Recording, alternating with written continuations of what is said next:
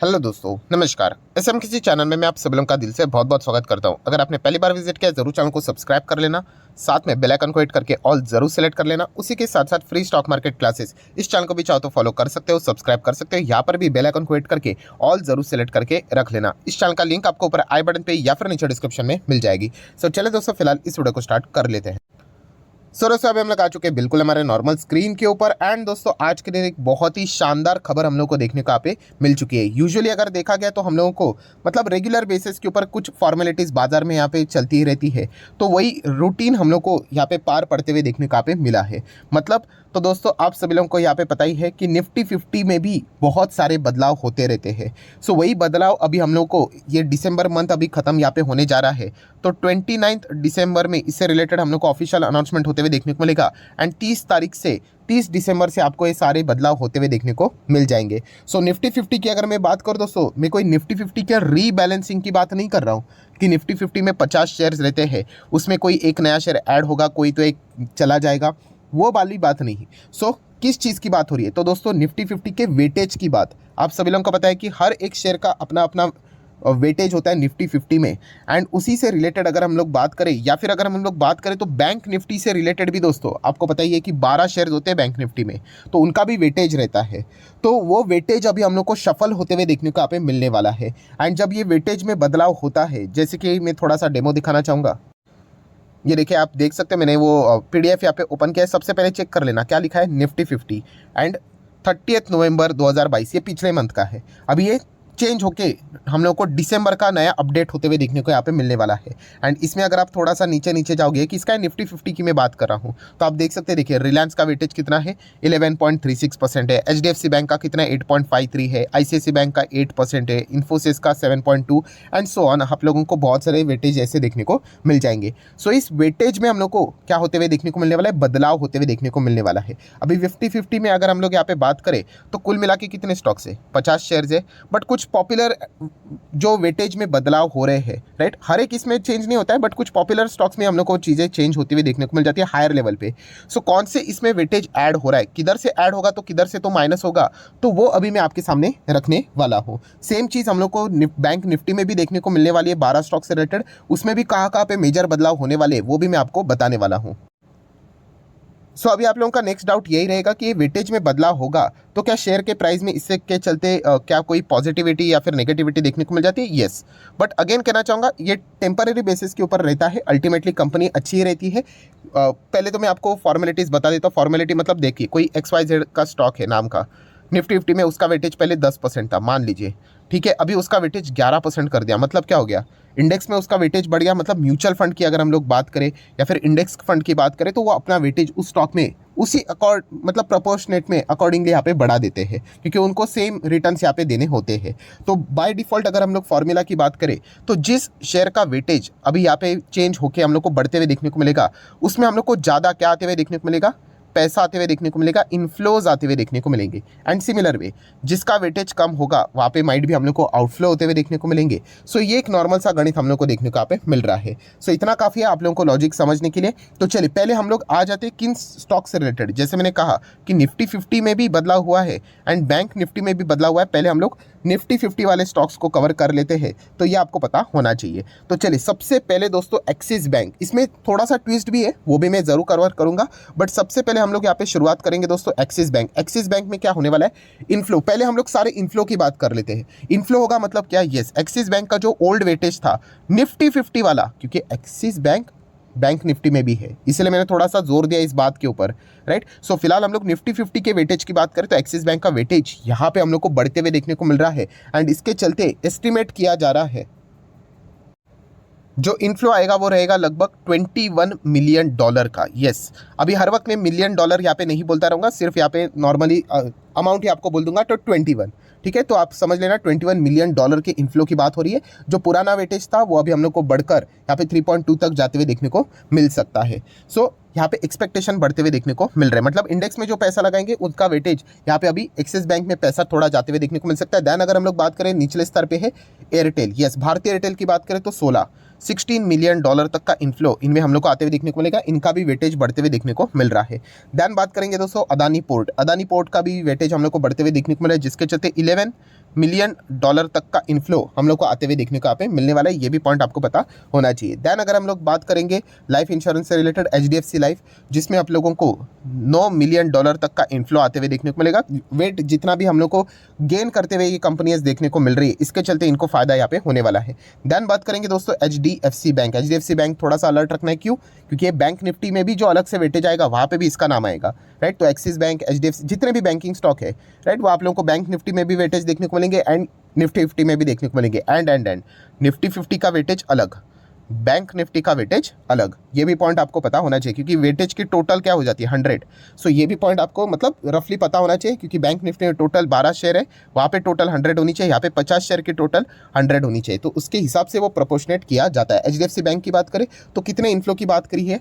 4 million dollar तक के inflow की बात यहाँ पे की जा रही है वेट बढ़ने के कारण। सिमिलर वे एक्सिस बैंक में भी उतना ही 4 मिलियन डॉलर तक का इन्फ्लो आ सकता है। ये भी एक पॉइंट फिलहाल तो सामने यहाँ पे रखा जा चुका है। एंड देन अगर हम लोग बात करेंगे BPCL, यस, BPCL में भी somewhere around approximately 3 million dollar तक का इन्फ्लो आ सकता है, क्योंकि इनमें भी वेट गेन होते हुए देखने को यहाँ पे मिला है। सो वेट बढ़ना इसका अर्थ ये नहीं कि आप रैंडमली जाके शेयर्स को खरीदो करके, ये इंडेक्स से रिलेटेड हम लोग को सारी चीज़ें देखने को मिल रही है। हमारा मेन मुद्दा वही रहता है कि क्या आपको वो सेक्टर अच्छा लगता है, क्या आपको वो बिजनेस अच्छा लगता है।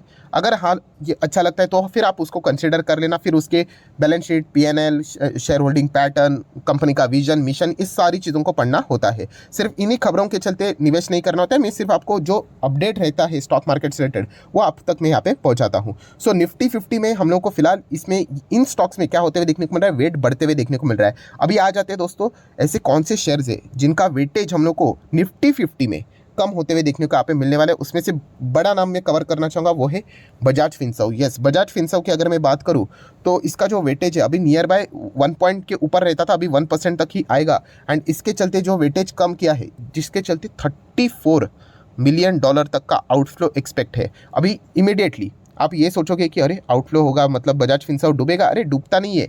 ये एक जस्ट रिफ्लेक्शन हम लोग को देखने को मिल जाता है। टेम्पररी बेसिस के ऊपर वो थोड़ा बहुत पैनिक हो सकता है, बट लॉन्ग टर्म के हिसाब से कोई डरने की बात नहीं। अगर ऐसा ही होता तो ये स्टॉक इतने लंबी अवधि की पारी खेलकर यहाँ पे ऊपर नहीं आते। सो नेक्स्ट अगर हम लोग बात करेंगे बजाज ऑटो। बजाज ऑटो भी एक ऐसा स्टॉक है जिसमें आप लोगों को लगभग 19 से 20 मिलियन डॉलर तक का क्या देखने को मिल सकता है? आउटफ्लो देखने को मिल सकता है। इसका अर्थ ये भी नहीं कि बजाज ऑटो खराब है करके बजाज ऑटो आप चेक कर सकते हैं मैक्सिमम चार्ट पैटर्न कब से लेके, जब से निफ्टी 50 स्टार्ट हुए तब से लेके आज तक बजाज ऑटो हम लोग को इंडेक्स का पार्ट बने हुए देखने को यहाँ पे मिला है। बट फिलहाल की अगर हम लोग बात करें वेटेज कम होते हुए देखने को मिल रहा है। एंड आखिरी अगर हम लोग बात करें दोस्तों कोटक बैंक। कोटक बैंक में निफ्टी में जो वेटेज यहाँ पे कम हुआ है, जिसके चलते 12 मिलियन डॉलर तक का आउटफ्लो हो सकता है। Point to be noted Kotak Mahindra bank. मतलब हम लोग बैंक निफ्टी की अभी चार्ट की बात करेंगे, वहाँ पे अलग से वेटेज आएगा। जितने भी बैंकिंग स्टॉक्स थे उससे रिलेटेड आप लोगों ने थोड़ा ज़्यादा अलर्ट यहाँ पे रहना है, क्योंकि ऐसा हो सकता है कि निफ्टी 50 में इनफ्लो की बातें हो एंड बैंक निफ्टी के वेटेज में आउटफ्लो की बातें हो। एंड ऐसा हुआ भी है, इसीलिए ये सारी चीज़ें मैं बार बार आप लोगों को नोटिस करके यहाँ पे बता रहा हूँ। एंड आखिरी 2 आउटफ्लो की बात करें तो HDFC लिमिटेड, जहाँ पे लगभग 9 मिलियन डॉलर तक का आउटफ्लो होते हुए देखने को मिलेगा बिकॉज वेट कम हुआ है।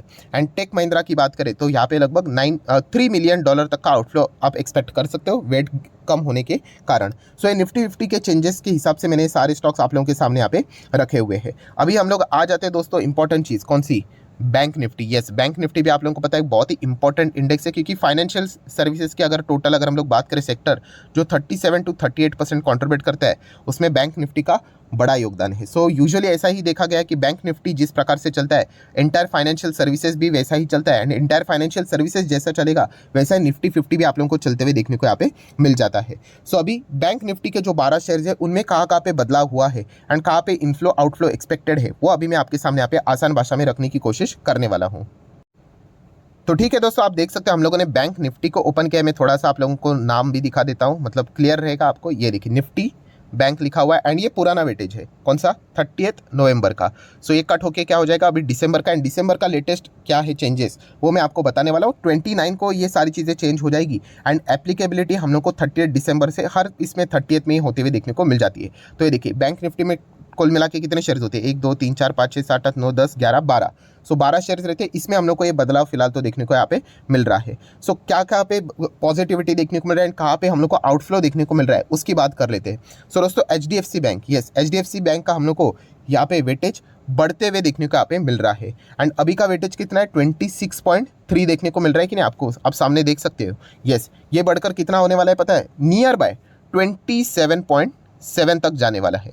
सो इतना वेटेज बढ़ेगा तो एस्टिमेट किया जा चुका है कि इसके चलते $25 मिलियन तक का इन्फ्लो आ सकता है। कितना, $25 मिलियन तक का, राइट। तो ये एस्टिमेट किया जाता है जितना वेटेज बढ़ेगा उसके हिसाब से, क्योंकि इंडेक्स फंड, म्यूचुअल फंड्स इनमें जो कि खास करके इंडेक्स को ही फोकस करते हैं, ETF की बात करें तो वो इन्हीं में ही निवेश करना पसंद यहाँ पे करते हैं, इन्हीं स्टॉक्स को ट्रैक करते हैं। तो इसके चलते HDFC बैंक में वो एक फ़ायदा हम लोग को देखने को मिल सकता है।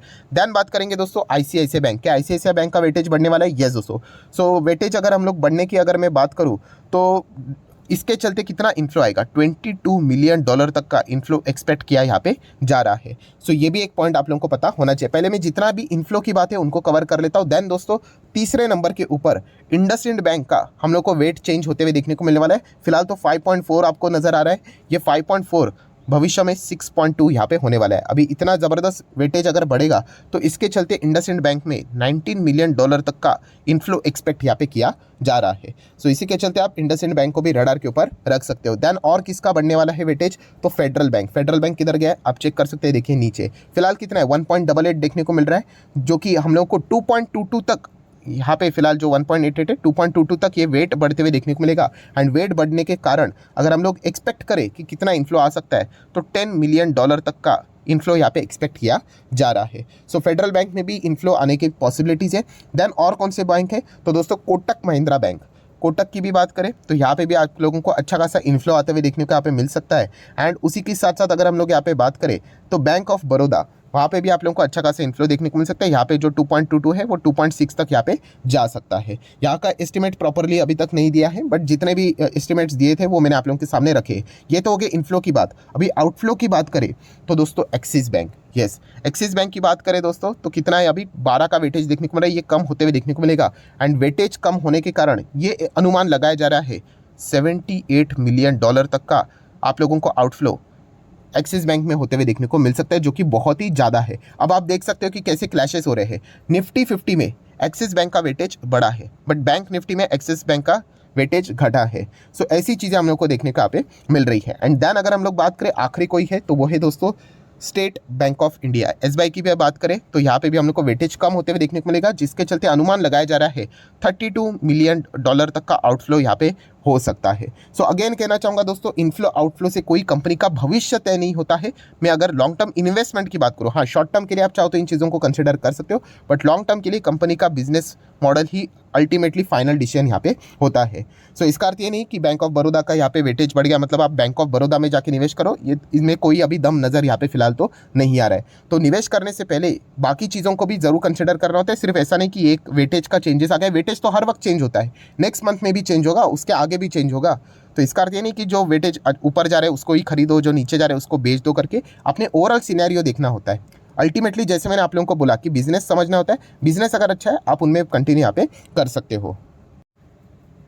सो आशा करता हूं दोस्तों वीडियो हेल्पफुल लगा होगा, तो जरूर लाइक एंड शेयर कर देना। डीमैट अकाउंट अगर आपने अभी तक ओपन नहीं किया है तो लिंक नीचे डिस्क्रिप्शन में 25 वीडियो की लिस्ट आपको बिल्कुल फ्री ऑफ कॉस्ट मिल जाएगी। आपका नाम, कौन सा अकाउंट आपने लिंक के थ्रू ओपन किया है, प्रॉपरली कमेंट सेक्शन में मेंशन कर देना, तो हफ्ते भर के अंदर अंदर सारे लेक्चर्स मेरे साइड से आप लोगों को बिल्कुल फ्री ऑफ कॉस्ट प्रोवाइड कर दिए जाएंगे। So that's it, thank you very much दोस्तों, we will be meeting our next video, तब तक के लिए बाय बाय।